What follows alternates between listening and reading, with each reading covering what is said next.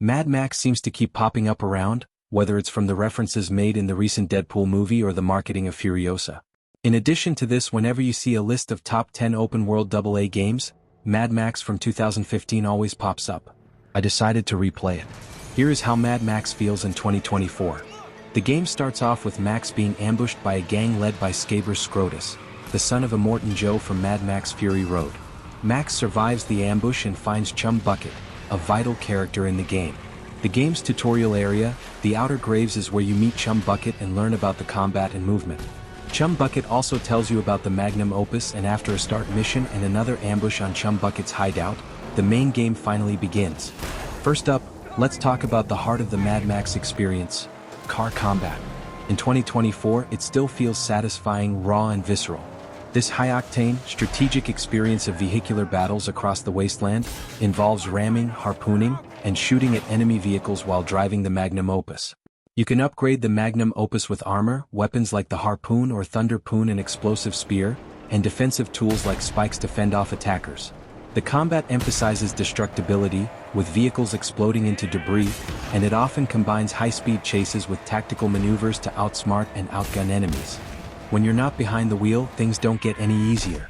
The wasteland is full of enemies eager to rip you apart, and that's where the brutal melee combat comes in. Max's fists are as much a weapon as his car. Combat feels weighty, every punch connects with a bone-crunching impact, and the animations still hold up beautifully. The flow of combat is smooth and satisfying, especially when you pull off a perfect counter, break an enemy's weapon, and finish them off with a vicious ground smash. There's no flashy kung fu here, just raw, brutal survival. Mad Max uses the same combat system as Batman in the Arkham series. However, in Mad Max it just feels more real. You do not stick to the enemies and every punch is weighted, and you can feel it along with every parry cracking bones. The combat here feels very real.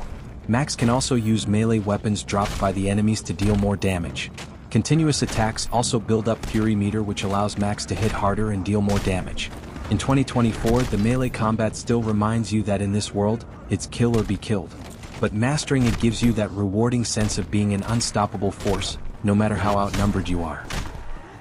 But it's not just about the combat. The world of Mad Max is a character in itself. The wasteland is harsh, unforgiving, and eerily beautiful. In 2024, the world design holds up incredibly well. The vast, open desert, dotted with crumbling ruins and deadly storm clouds, feels alive with danger. The attention to detail is astounding. From the skeletons of long-dead ships half buried in the sand to the makeshift fortresses built out of scavenged scrap, every part of the world tells a story of survival. The storms are still some of the most terrifying environmental hazards in gaming. When you see those dark clouds forming in the distance, you know it's time to find shelter or face the chaos. In 2024, with higher frame rates and better graphics, these storms feel even more intense. The wasteland may be desolate, but it's never empty. Every moment feels dangerous, and that's what makes exploring this world so compelling. Even in 2024, Mad Max the video game is an experience that stands the test of time. The combination of car combat, melee brawling, and a beautifully bleak world makes it a unique adventure that's still worth diving into, whether you're revisiting it or experiencing it for the first time. Thank you for watching this video. Hope you enjoyed it. For more videos, subscribe.